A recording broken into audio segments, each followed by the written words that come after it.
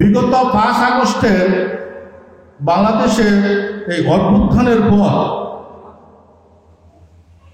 অতি দ্রুততার সহিত হিন্দু বৌদ্ধ খ্রিস্টান সম্প্রদায়ের পাশাপাশি যেভাবে জামাতে ইসলামের নেতৃবৃন্দরা দাঁড়িয়েছেন, বিশেষ করে আমাদের বড়লেখায়, এটা ভুলার নয়। আমি কৃতজ্ঞতা জ্ঞাপন করছি ওনাদের কাছে। আমরা সবাই একটি কথা বলবো, আমরা বাংলাদেশি, আমরা সংখ্যালঘু বলে আমাদেরকে কাটো করা হচ্ছে। আপনারা জেনে রাখুন, সংখ্যালঘু কথাটা কিন্তু ছোট, কিন্তু আমরা বাংলাদেশি, এটা গর্ব। বাংলাদেশে গর্ব যে মা এবং মায়ের গর্ব, মায়ের যে জাতি, আমরা এই দেশের জাতি, সেই জাতি হিসাবে আমরা এই দেশে গর্ববোধ করি। আমরা সংখ্যালঘু হবো কেন? সংখ্যালঘু কথাটা মানে ছোট্ট, আমাদেরকে হেয় প্রতিপন্ন করা হয়। কিন্তু একটা কথা জেনে রাখুন, আপনারা এই দেশে জন্মেছেন, আমরা এই দেশে জন্মেছি, এই দেশের মাতৃভূমি, সবাই আমরা একত্রিত, সর্বজাতি সর্বমঙ্গল, যার যার ধর্ম তার তার ধর্ম পালন করবে, সবাই মিলে ঐক্যের সাম্যের বাংলাদেশ গড়ার বইতে বাংলাদেশ জামাতে ইসলামের আজকের আয়োজন, সেই আয়োজনটুকু শুনে আজকে আমি এত গর্বিত। এই গর্বিত আমার মায়ের মাতৃভূমি, এই মাতৃভূমিতে বাংলাদেশ জামাতে ইসলামী যে এই মত বিনিময় সভার আয়োজন করেছেন, তার জন্য আমি মহান সৃষ্টিকর্তার কাছে, ওনাদের দ্বারাই এই সৃষ্টি আয়োজন করেছেন, আমি তাদের সুস্বাস্থ্য এবং মঙ্গল কামনা করি। বড়লেখাতে জামাতে ইসলামের নেতৃত্বে সর্বপ্রথমে আমাদের হিন্দু বৌদ্ধ ঐক্য পরিষদ এবং সনাতন সম্প্রদায় এবং অন্যান্য জাতি সম্প্রদায়ের লোকদেরকে নিয়ে ওই নেতৃবৃন্দরা বড়লেখাতে বসে উনারা যে সান্ত্বনা দিয়েছেন। তখনকার সময় সরকার গঠন হয় নাই, তখনকার সময় ইউনুস সাহেব আসেন নাই, তখন উনারা বলেছেন আপনারা নির্দায় আপনারা বসবাস করবেন, আপনারা চলে, আমরা আপনাদের পাশে আছি।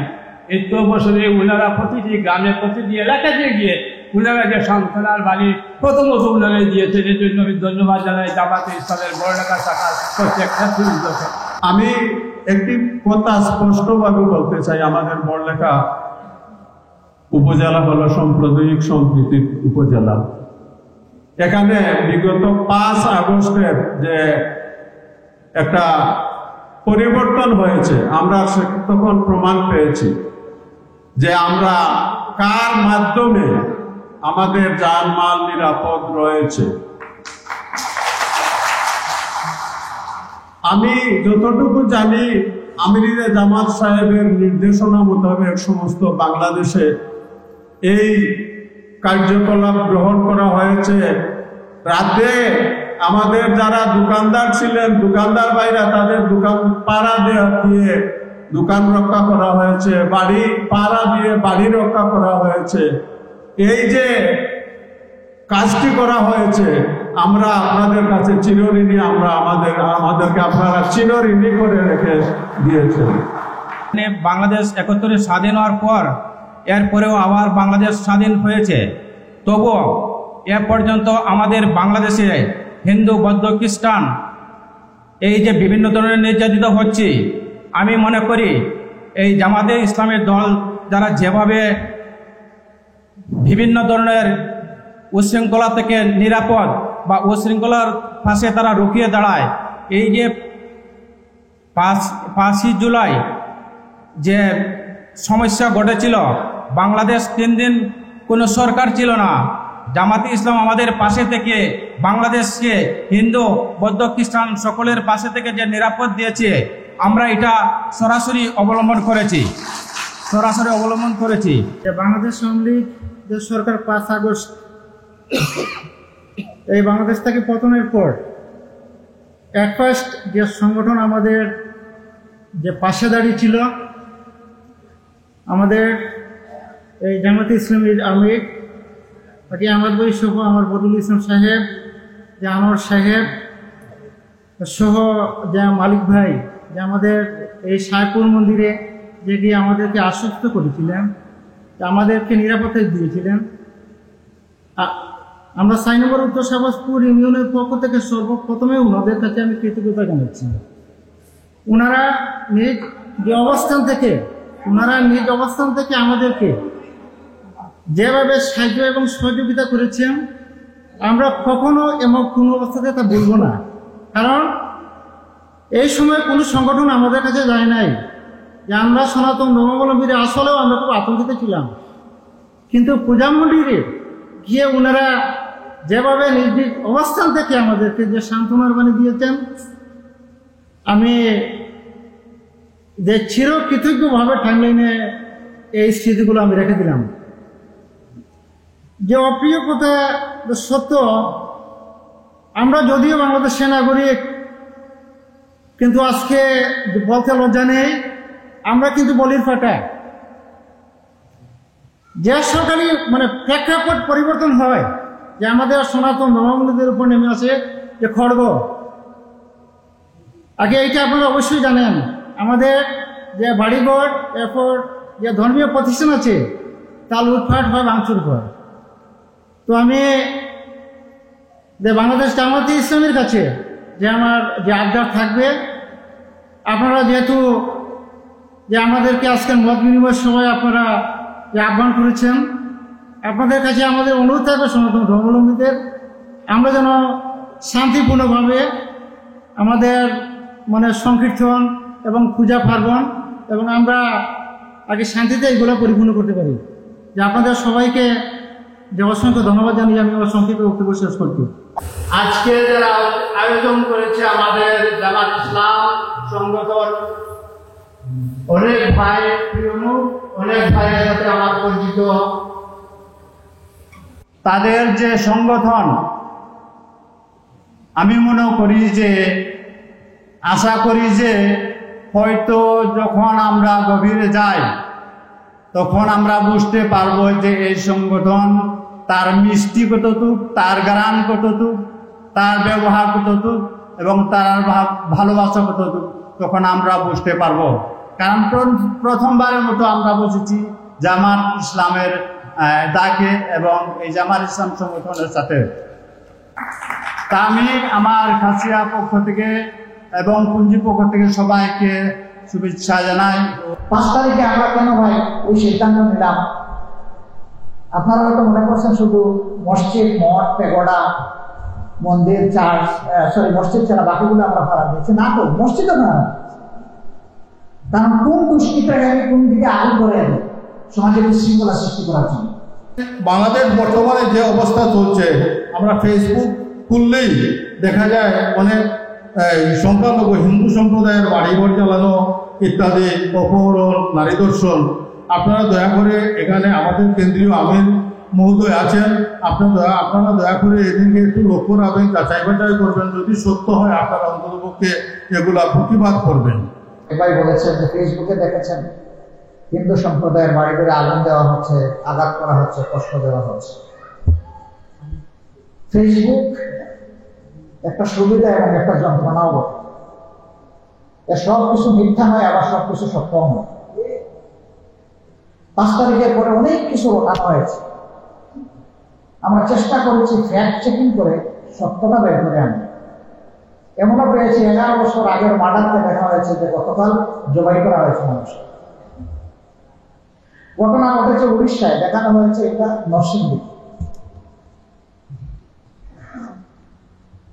এখন ফেসবুকে কিছু আসলে আমরা সাথে সাথে এটা ভেরিফাই করি, ফ্যাক্ট চেক করি যে এটা সত্য না মিথ্যা।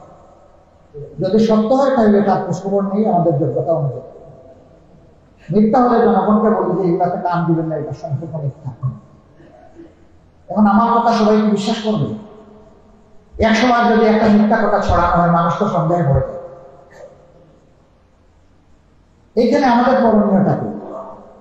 আমাদের করণীয় হবে এই ঘটনা যদি আমাদের এলাকার হয় তাহলে এটা জানার চেষ্টা করা, আর যদি না হয় আমার যোগ্যতায় বলে ফ্যাক্ট চেক করে দেখা, এটাও যদি না থাকে সবর পান, এটা না যাওয়া।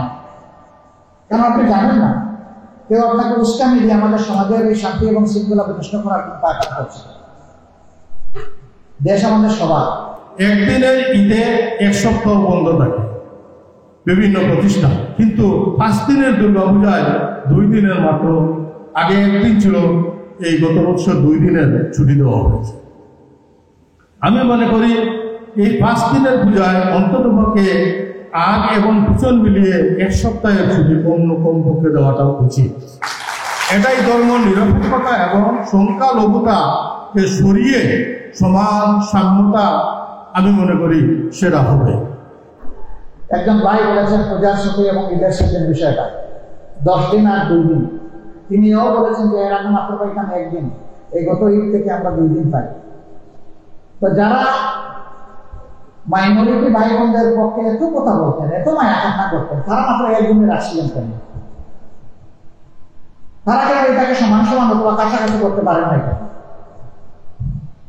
এখনকার সরকার এসে ফিল করেছে যে এটা সম্মান দেখানো হয় না, এই জন্য তারা একটু বাড়িয়েছে।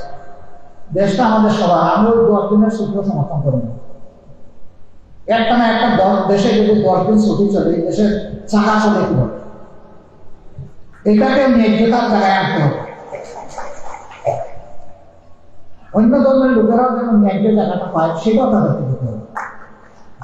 অন্যায্য কোনো কিছুই আবেগে হোক, এটা আমি সমর্থন করবো না। আমি এই জন্য সমাজের সব কিছুতে হা বলতে পারি না।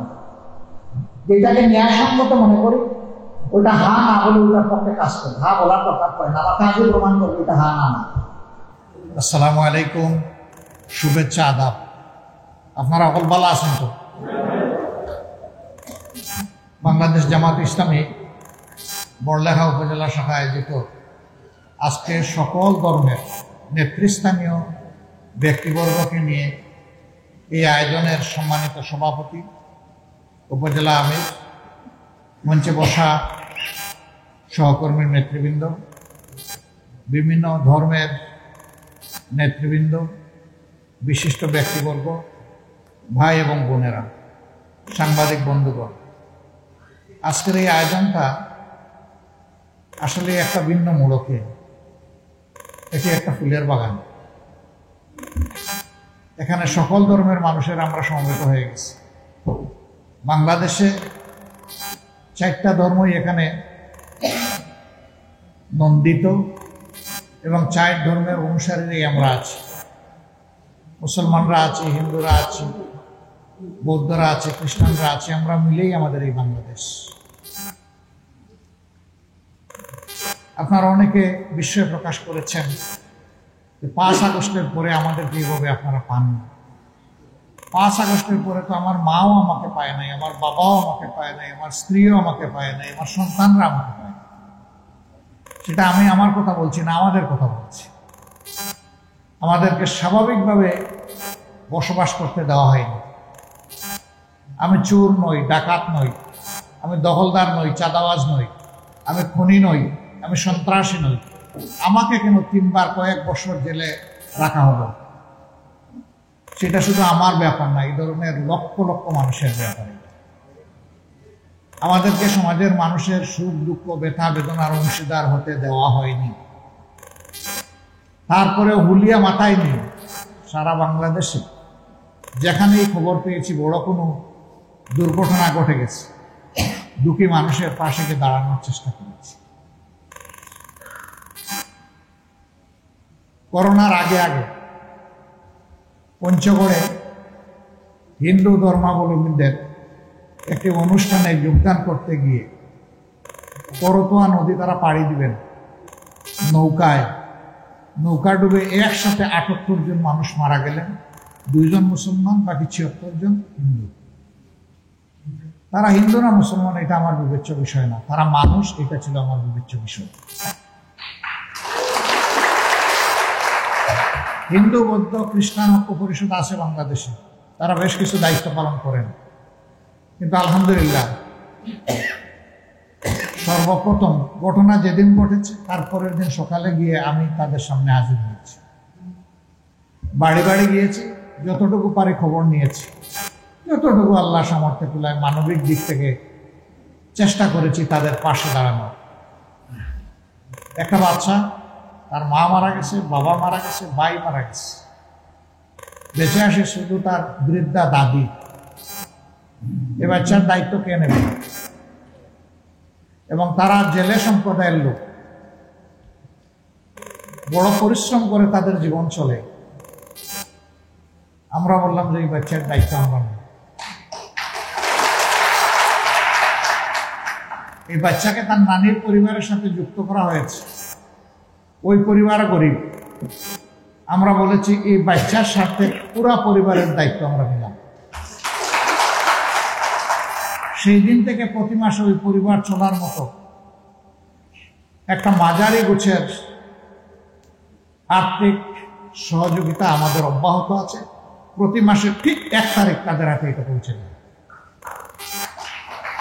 যাতে ঋণ করে খেয়ে তারপরে ঋণ পরিশোধ তাদের করতে না হয়, বরঞ্চ অগ্রিম তাদের হাতে টাকা থাকে, তারপরে সারা মাস তারা খরচ করে। আমরা দেখেছি এই নিষ্পাপ শিশুটি, অবুঝ শিশুটি বেঁচে আছে, এটা আল্লাহ তাআলার এক বিশেষ নিদর্শন। সবাই মারা গেল, ওই বাচ্চাটা তখন 3.5 বছর। এই বাচ্চা বাঁচল না। খরস্রোতা নদী, এর মাঝে আল্লাহ তারে বাঁচায় রাখছে। বৌদ্ধ সম্প্রদায়ের লোকেরা তাদের কঠিন চিবরদান অনুষ্ঠানে যাবে। সেখানে পার্বত্য এলাকায় এক ধরনের গাড়ি চলে, এটাকে চাঁদের গাড়ি। এক গাড়িতে মানুষ 30 জন 40 জন উঠে যায়। আসলে এটার ক্যাপাসিটি 6-7 জন। ওরকম একটা গাড়ি উল্টে পরিবারের একজন মহিলা ছাড়া সবাই মারা গেছে। আমাদের লোকরা সেখানে পৌঁছে বের হয়ে আসার সময় হিন্দু, বৌদ্ধ, খ্রিস্টান ঐক্য পরিষদের নেতারা ঢুকতেছেন। তারা বিস্মিত হয়ে গেছেন যে তাদেরও আগে আমাদের টিম পৌঁছে গেছে সেখানে।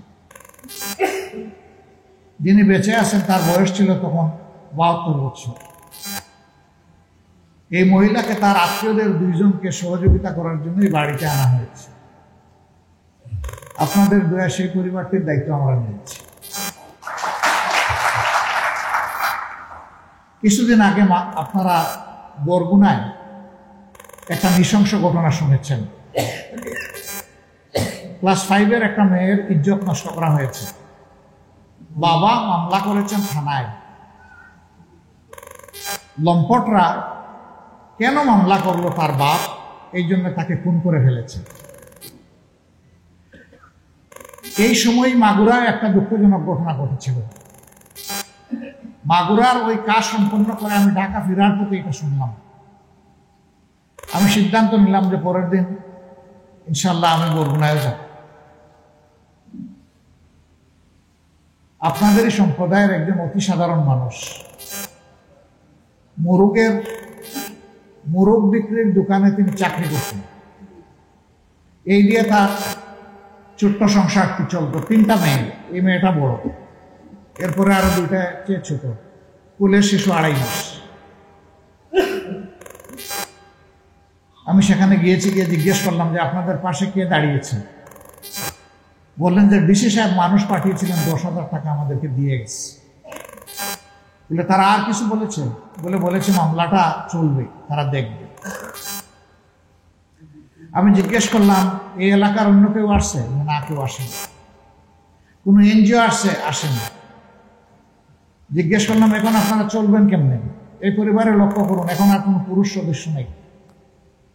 যিনি ছিলেন তিনি মারা গেছেন, তার স্ত্রী বিধবা আর 3টা এতিম মেয়ে, এগুলা রেখে গেছেন। এর মাঝে একজনকে তো ক্ষতিগ্রস্ত করা হয়েছে।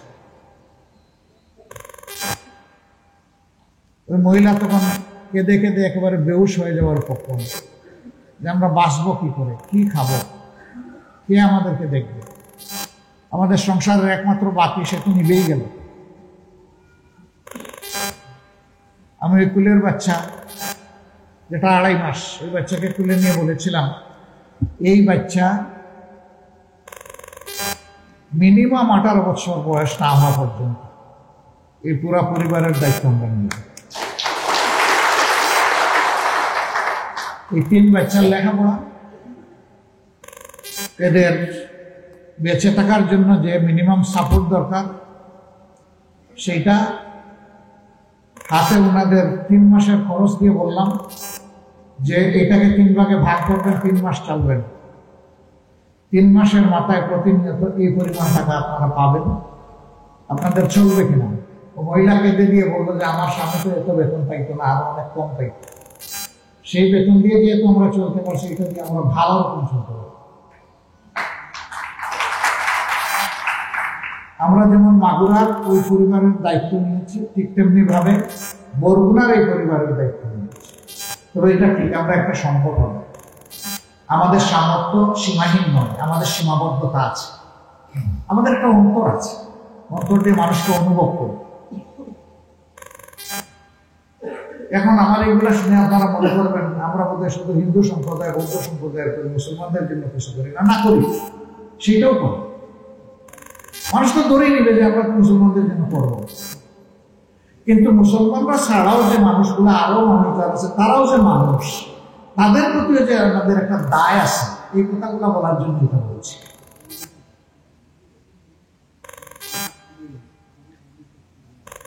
মাগুরা শ্রীপুর উপজেলায় একজন মহিলা, যার বয়স 108 বছর, কিরণবালা দাস।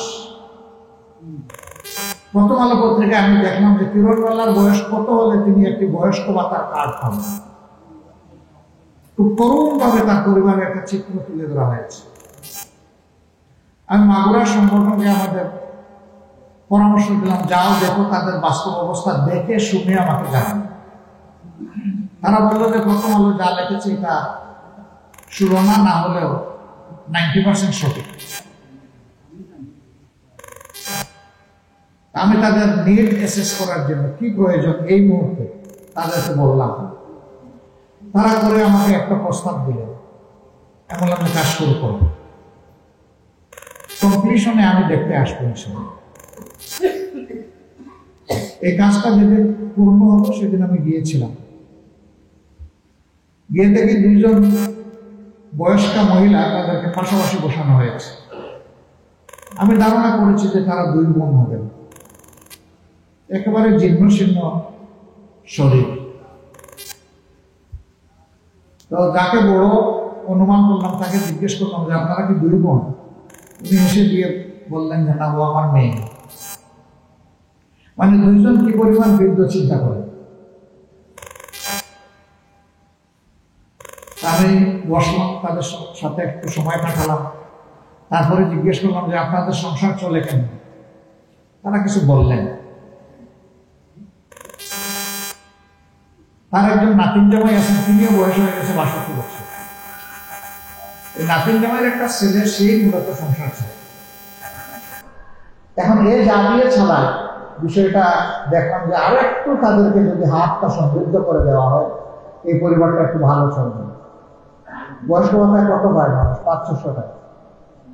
এ দিয়ে কিছু হয় না, এটা একটা সম্মান দেয়, এই সম্মানটাও তারা পায় না। আমি জিজ্ঞেস করলাম আপনারা পাননি কেন? বললো যে আমরা ঘুষ দিতে পারি না, এই জন্য আমাকে দেয়। 20,000 টাকা চেয়েছিল, ওইটা দেওয়ার সামর্থ্য আমাদের নেই। এটি আমাদের সমাজ। এখানে অনেকে বলেছেন যে বিভিন্ন ধরনের ডিপ্রাইভেশন আছে। এবার বলেছেন যে ফেসবুকে দেখেছেন হিন্দু সম্প্রদায়ের বাড়ি করে আগুন দেওয়া হচ্ছে, আঘাত করা হচ্ছে, কষ্ট দেওয়া হচ্ছে। ফেসবুক একটা সুবিধা এবং একটা যন্ত্রণাও বটে। এর সবকিছু মিথ্যা নয়, আবার সবকিছু সত্যও নয়। 5 তারিখের পরে অনেক কিছু ওঠানো হয়েছে। আমরা চেষ্টা করেছি ফ্যাক্ট চেকিং করে সত্যটা বের করে আনি। এমনও পেয়েছি 11 বছর আগের মার্ডারকে দেখা হয়েছে যে গতকাল জবাই করা হয়েছে মানুষ। ঘটনা ঘটেছে উড়িষ্যায়, দেখানো হয়েছে এটা নরসিংদী। এখন ফেসবুকে কিছু আসলে আমরা সাথে সাথে এটা ভেরিফাই করি, ফ্যাক্ট চেক করি যে এটা সত্য না মিথ্যা। যদি সত্য হয় তাহলে তার খোঁজখবর নেই আমাদের যোগ্যতা অনুযায়ী। মিথ্যা হলে জনগণকে বলি যে এগুলাতে কান দিবেন না, এটা সম্পূর্ণ মিথ্যা। এখন আমার কথা সবাই বিশ্বাস করবে। 100 বার যদি একটা মিথ্যা কথা ছড়ানো হয়, মানুষ তো সন্দেহে পড়ে যায়। এইখানে আমাদের করণীয়টা কি? আমাদের করণীয় হবে এই ঘটনা যদি আমাদের এলাকার হয় তাহলে এটা জানার চেষ্টা করা, আর যদি না হয় আমার যোগ্যতায় বলে ফ্যাক্ট চেক করে দেখা, এটাও কিন্তু না থাকে সবার পান, এটা না করা। কেন আপনি জানেন না, কেউ আপনাকে উস্কানি দিয়ে আমাদের সমাজের এই শান্তি এবং শৃঙ্খলা বিনষ্ট করার পায়তারা করছে। দেশ আমাদের সবার। আমার মধ্যে 5 তারিখ 6 তারিখ সর্বপ্রথম বের হয়েছে যে আমরা এই দেশে আর কোনো মেজরিটি মাইনরিটি দেখতে চাই না, আমরা ইউনিটি দেখতে চাই। এই মাইনরিটির কথা বলে বলে যারা সমাজকে 2 ভাগ করে রেখেছিলেন, আমি বুকে হাত দিয়ে বলছি সবচেয়ে বেশি জুলুম করেছেন তারা মাইনরিটির জন্য। আমার এই চ্যালেঞ্জ গ্রহণ করার সাহস তাদের হয়নি, হবেও না আমি জানি। 2013 সালে একটা ঘটনার জন্য আমাদেরকে দায়ী করা হয়েছিল। আমি বলেছি এই সরকারের উপরে কোনো আস্থা নাই। জাতিসংঘকে চিঠি লিখেছে সেক্রেটারি জেনারেল, চিঠি উনি পেয়েছেন, আমি এটা কনফার্ম, কারণ তার ওখান থেকে আমি রিপ্লাই পেয়েছি, উই রিসিভ ইয়ার লেটার, এতটুকু আমি রিপ্লাই পেয়েছি। আমি অনুরোধ করেছিলাম একটা নিরপেক্ষ তদন্ত কমিশন হোক জাতিসংঘের অধীনে, বাংলাদেশে এগুলা তদন্ত করা হোক, আমরা সর্বাত্মক সহযোগিতা করব। যদি জামাত ইসলামের কোন সদস্য এটার সাথে জড়িত থাকে তাহলে সরকার এবং প্রশাসন তার শাস্তি বিধান করার আগে আমরা দলীয় শাস্তি বিধান করব। সেটা হয়নি। কেন জাতিসংঘ করেনি? কেন জাতিসংঘ আমার কথা শুনতে বাধ্য হলো? আমি কে? কিন্তু আমার নৈতিক দায়বোধের জায়গা থেকে আমি এটা বলেছি। বর্তমান সরকার কোন দলের নয়, সবার মিলে সরকার। একজন ভাই বলেছেন পূজার ছুটি এবং ঈদের ছুটির বিষয়টা 10 দিন আর 2 দিন। তিনিও বলেছেন যে এর আগে মাত্র এখানে 1 দিন, এই গত ঈদ থেকে আমরা 2 দিন পাই। তো যারা মাইনরিটি ভাই বোনদের পক্ষে এত কথা বলতেন, এত মায়া কান্না করতেন, তারা মাত্র 1 দিনে রাখছিলেন কেন? তারা কেন এটাকে সমান সমান অথবা কাছাকাছি করতে পারেন না? কেন এখনকার সরকার এসে ফিল করেছে যে এটা সম্মান দেখানো হয় না, এই জন্য তারা একটু বাড়িয়েছে। দেশটা আমাদের সবার, আমিও 10 দিনের সূত্র সমর্থন করব। একটা না একটা দেশে যদি 10 দিন ছুটি চলে, দেশের চাকা চলে কি হবে? এটাকে ন্যায্যতার জায়গায় আনতে হবে। অন্য ধর্মের লোকেরাও যেন ন্যায্য জায়গাটা পায়, সেটাও তাদেরকে দিতে হবে। অন্যায্য কোনো কিছুই আবেগে হোক, এটা আমি সমর্থন করবো না। আমি এই জন্য সমাজের সবকিছুতে হা বলতে পারি না। যেটাকে ন্যায়সঙ্গত মনে করি ওটা হা না বলে ওটার পক্ষে কাজ করে, হা বলার দরকার পড়ে না। আমার কাজে প্রমাণ করবো এটা হা না। 5 তারিখে আমরা কেন ভাই ওই সিদ্ধান্ত নিলাম? আপনারা হয়তো মনে করছেন শুধু মসজিদ, মঠ, পেগোডা, মন্দির, চার্চ, মসজিদ ছাড়া বাকিগুলো আমরা ভাড়া দিয়েছি না। তো মসজিদও না, কারণ কোন দুষ্কৃতকারী কোন দিকে আগুন ধরে এলো সমাজে বিশৃঙ্খলা সৃষ্টি করার জন্য। একটা কথা সমাজে চালু ছিল, গত সরকারের দলীয় যিনি সাধারণ সম্পাদক ছিলেন তিনি বারবার বলেছেন আওয়ামী লীগ কোনোদিন ক্ষমতা হারালে 2 দিনের মাথায় 5 লক্ষ লোক খুন হবে। আপনারা সাক্ষী, বড়লেখায় কয়জন খুন হয়েছে? একজন। সারা বাংলাদেশের 3 জন মানুষ খুন হয়েছে, 2 জন মুসলমান, 1 জন হিন্দু। তারা মুসলমান না হিন্দু এটা আমার দেখার বিষয় না, তাদেরকে খুন করা হয়েছে এটাই দেখার বিষয়। 2 মাসের ভিতরে এই কাণ্ড ঘটেছে, আমরা এটা নিন্দা জানিয়েছি এবং আমরা বলেছি খুনি যারা যে পরিচয় হোক তাকে আইনের আওতায় আনতে হবে, খুনের বিচার করতে হবে। কেন হয়েছে? এখানে আমার পুলিশের ভাইয়েরা আছে, আপনারা সবাই আছে। আওয়ামী লীগ আমাদের উপর এমন কোন নির্যাতন নাই যেটা করেনি। আমাদের নেতা কর্মীদেরকে খুন করেছে, ফাঁসি দিয়েছে, গুম করেছে, পঙ্গু করেছে, গড় বাড়ি ছাড়া করেছে, চাকরি কেড়ে নিয়েছে, দেশ থেকে তারা তাড়িয়ে দিয়েছে। এবং এই কাজগুলো তারা সঙ্গত কারণেই আইন শৃঙ্খলা রক্ষাকারী বাহিনীকে ব্যবহার করেছে। কিন্তু দেশকে আমাদের সবার 5 তারিখে এই ঘটনা ঘটে যাওয়ার পরে আমরা প্রথমে আমাদের সহকর্মীদেরকে আহ্বান জানালাম, ধৈর্য ধরতে হবে, বিচক্ষণতার পরিচয় দিতে হবে, শান্ত থাকতে হবে, শান্তি রক্ষা করতে হবে। আমরা বলে দিলাম যে সব জায়গায় পাহারা বসাও দিনের আগে, তখন কিন্তু বৃষ্টি জড়ে, হয় রোদ না হয় বৃষ্টি। 24 ঘন্টা আমাদের সহকর্মীরা পাহারা দিয়েছে। আমি ঘুরে ঘুরে তাদের কাছে গিয়েছি অবস্থা দেখার জন্য, পাহারা কতটুকু দিচ্ছে। বিভিন্ন ধর্মের লোকদের ধর্মীয় প্রতিষ্ঠানে চলে গিয়ে তাদেরকে বলেছি যে আপনাদের সাথে আমরা আছি, পাশে নয় সাথে। পাশে থাকলে একটু দূরে, সাথে থাকলে দূরে।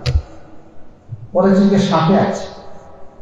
কোনো দুষ্কৃতিকারী কোনো জায়গায় যদি কালো হাত বাড়ায়, এখন যেহেতু পুলিশ নাই, সরকার নাই, প্রথম 3 দিন কিন্তু কিছুই ছিল, আমরা আছি, আপনাদের পাশে আছি। আমাদের কর্মীদেরকে বলেছি যিনি চাইবেন তার ঘর পাহারা দিবা, প্রয়োজনে তাদের সাথে রাখা, ওখানে ঘুমাবো।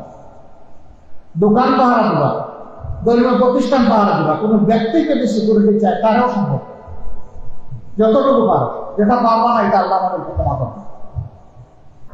আমাদের এই আহ্বানের পরে যাদের মনে দুষ্ট চিন্তা ছিল তারাও কিন্তু আমাদের দলের বাইরে অনেক লোক আছে যারা কিন্তু অসৎ কাজ করত, নিশ্চিত আমরা, কিন্তু আমাদের এই আহ্বানের পরে সবাই চুপ হয়ে গেছে। এটাই তো এখন আমরা প্রকাশ পেয়ে যাবো যে আমরা খারাপ। এরপরে থানার ব্যাপারে, থানা তো 2-3 মাসের মাঝে ভালো করে বসেই নেই, ভাঙচুরি শুরু করে। জনগণ আক্রোশের মুখে বহু থানা কয়েকটা জ্বালিয়ে দিয়েছে, কয়েকটা ফার্নিচার ধ্বংস করে দিয়েছে, কয়েকটা নদী নষ্ট করে দিয়েছে। বসার জায়গা নেই, পরিবেশ নেই। আমরা আমাদের সংগঠনকে নির্দেশ দিয়েছি যেখানে বসার জায়গা নেই, ফার্নিচার নাই, প্রয়োজনীয় ফার্নিচার কিনে দিয়ে তাদেরকে বসার সুযোগ করে দেওয়া, বাইরে তাদেরকে পাহারা হয়, তারা ভিতরে থাকে। কেউ তাদের কাছে মামলা নিয়ে আসলে সেই মামলাটা অন্তত রেকর্ড করো, বাইরে তোমরা পাহারা দাও। আমরা অস্ত্র কিনে দিতে পারবো না, এই শক্তি আমাদের নাই এবং এটা উচিত নয়, কিন্তু আমরা চেয়ার টেবিল তো কিনে দিতে পারবো। সেই কাজগুলো আমরা করেছি। আমরা প্রত্যেকটি জেলায় উপজেলায় প্রশাসনের লোকদের সাথে বসতে বলেছি যে সবাইকে নিয়ে, প্রশাসনের দায়িত্বশীল কর্মকর্তাদেরকে নিয়ে বসুন এবং তাদেরকে আশ্বস্ত করুন যে আমরা আপনাদের পাশে আছি, আপনারা সরকারি দায়িত্ব পালন করুন। দেশটা যাতে দ্রুত একটা শৃঙ্খলার দিকে চলে আসে। বিশৃঙ্খল পরিবেশে থাকলে দুষ্কৃতিকারীরা যা ইচ্ছে তাই করে। আমরা আমাদের লোকদেরকে বলেছিলাম অন্যের ধনের দিকে হাত বাড়ানো তো দূরে কথা, চোখ দিয়ে তাকাবো না। কোন চাঁদাবাজের অভিযোগ যেন আমাদের কাছে না আসে, যদি আসে তাইলে আমরা স্ট্রং অ্যাকশন নেব, কারো মুখের দিকে তাকাবো না, কত বড় নেতা এটা দেখবো না।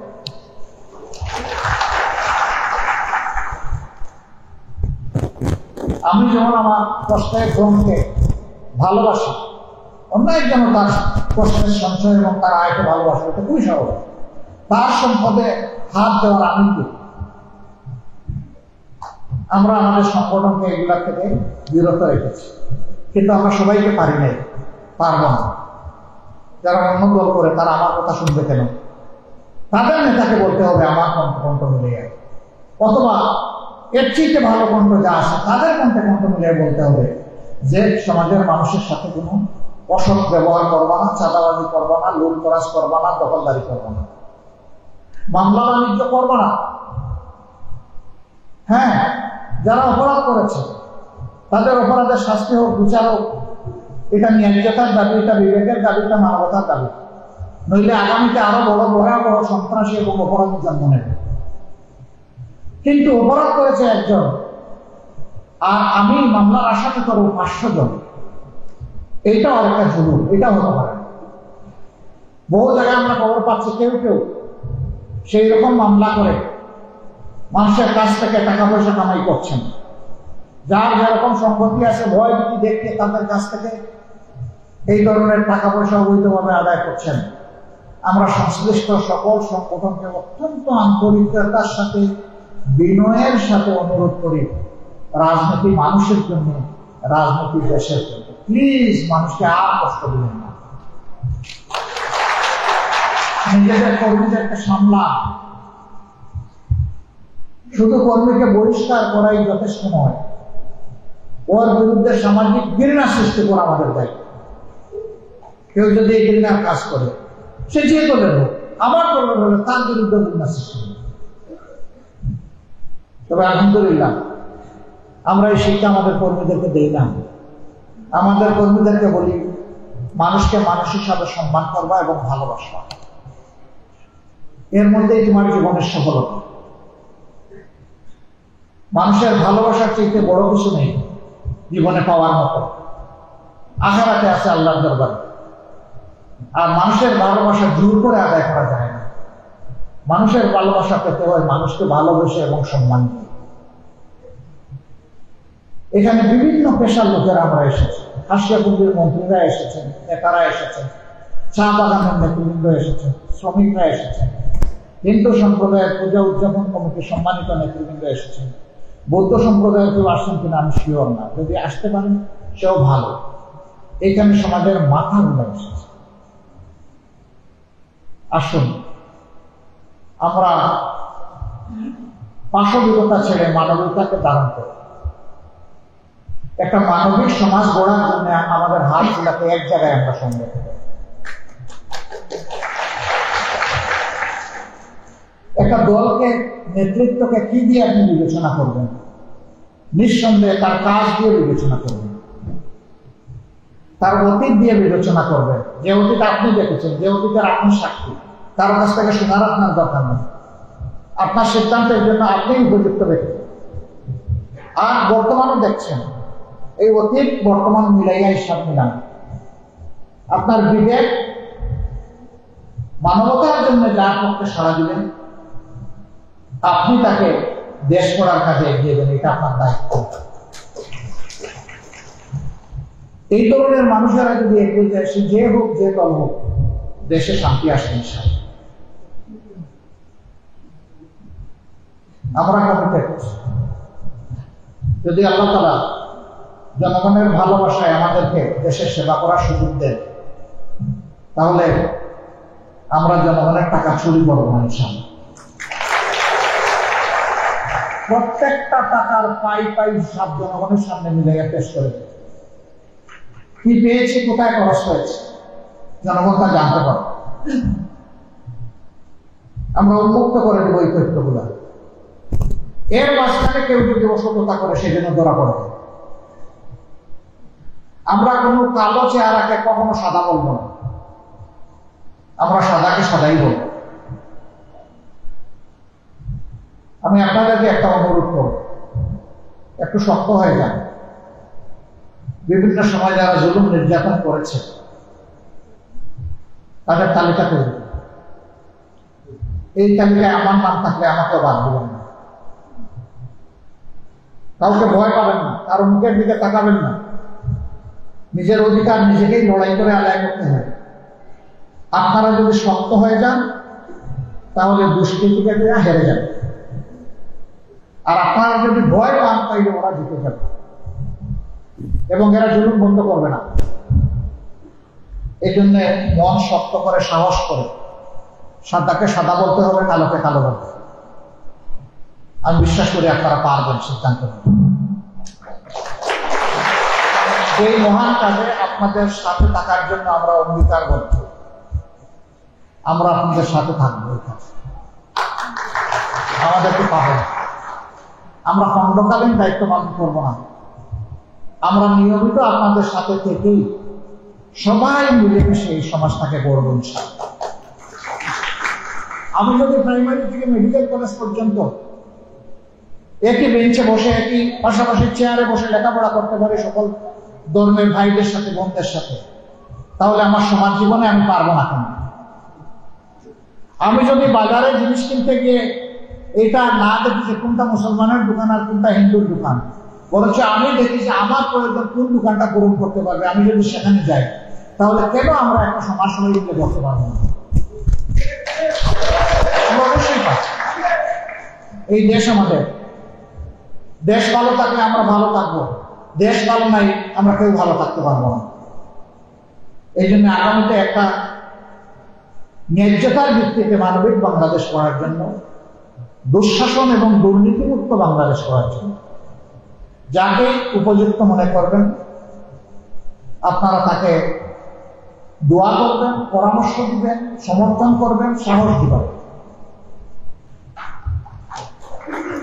আর যাকে দুষ্কৃতিকারী মনে করবেন সে যত দাপটওয়ালা হোক তাকে ঘৃণা করবেন এবং ত্যাগ করবেন।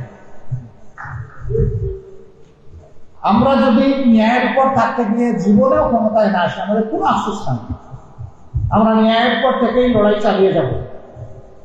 আর ন্যায়ের উপর থেকে যদি আমাদের হাতে দায়িত্ব আসে তাইলে আমি আগেই বলেছি এটাকে আমানত মনে করে জনগণের সেবক হিসাবে আমরা আবির্ভূত হব, আমরা মালিক হব না।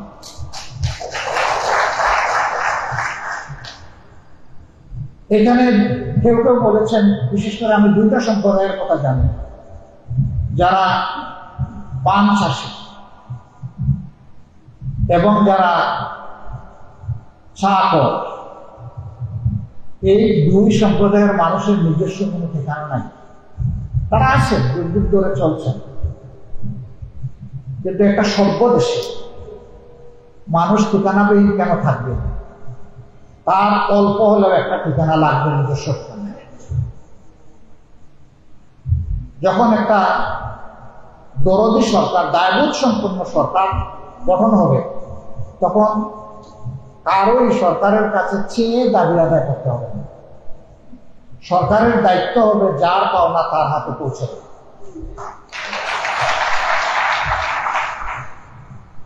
অতএব কোনো মানুষ ঠিকানাবিহীন যেন না থাকে সেইটা আমরা সরকারের কাছে দাবি জানাই। আর কোন সময় আল্লাহ আমাদেরকে সুযোগ দিলে আমরা সমাজের কাছে ওয়াদাবদ্ধ।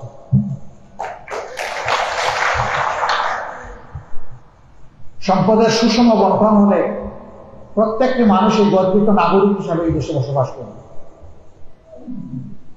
আমরা চেষ্টা করব তা নিশ্চিত করার। আমি শুধু প্রমাণস্বরূপ একটা কথা বলেই শেষ করছি। আপনারা জানেন 2001 থেকে 6 সাল 4 দলীয় জোটের একটা সরকার ছিল। 41 জন মন্ত্রী প্রতিমন্ত্রীর মধ্যে আমাদের মাত্র 2 জন মন্ত্রী ছিলেন। 3টা মন্ত্রণালয় তারা চালিয়েছেন: শিল্প, কৃষি, সমাজ কল্যাণ।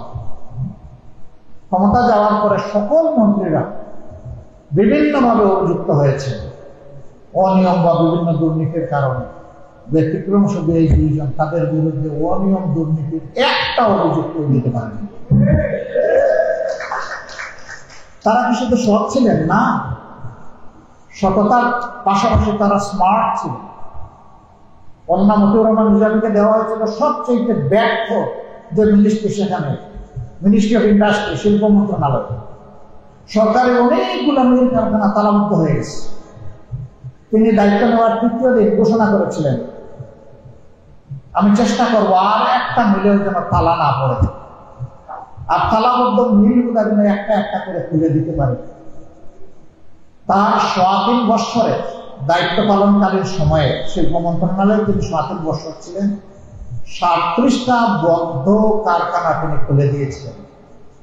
শুধু খুলে দেননি, এর মধ্যে 24টাকে তিনি লাভজনক করে তারপর বিদায় নিয়েছে। দায়িত্ববোধ সম্পন্ন মানুষ সে যে ধর্মের হোক, যে তার স্রষ্টাকে ভয় করে, যদি তারা যোগ্য হয় আর তাদের হাতে দেশ পড়ে, 5 বছরের মধ্যে বাংলাদেশ বদলে যাবে ইনশাআল্লাহ। যে নতুন বাংলাদেশের আকাঙ্ক্ষা সেটা পূরণ হওয়া শুরু হয়ে যাবে। তবে তার জন্য অবশ্যই প্রয়োজন উপযুক্ত নেতৃত্বের হাতে, দলের হাতে, সম্প্রদায়ের হাতে দেশটা তুলে দেওয়া। আল্লাহ তাআলা আগামী সিদ্ধান্তকারী এই সময়ে আমাদের সকলকে যার যার জায়গা থেকে সর্বোত্তম ভূমিকা পালন করার তৌফিক দান করুন। আপনারা আপনাদের মূল্যবান সময় আমাদের দাওয়াতে সাড়া দিয়ে এখানে হাজির হয়ে আমাদেরকে দিয়েছেন। আমি আমার এবং সংগঠনের পক্ষ থেকে আপনাদের প্রতি গভীর কৃতজ্ঞতা জ্ঞাপন করছি। আপনারা আমাদেরকে উন্নীত করলেন এখানে সাড়া দিয়ে হাজির হয়ে। দোয়া করবেন সারা দিন থেকে এই ঋণবোধের অনুভূতি যেন থাকে এবং আপনাদের ঋণ পরিশোধের চেষ্টা করতে হবে। সবার সুস্বাস্থ্য কামনা করি। সবাইকে ধন্যবাদ জানিয়ে আমার বক্তব্য এখানে শেষ করছি।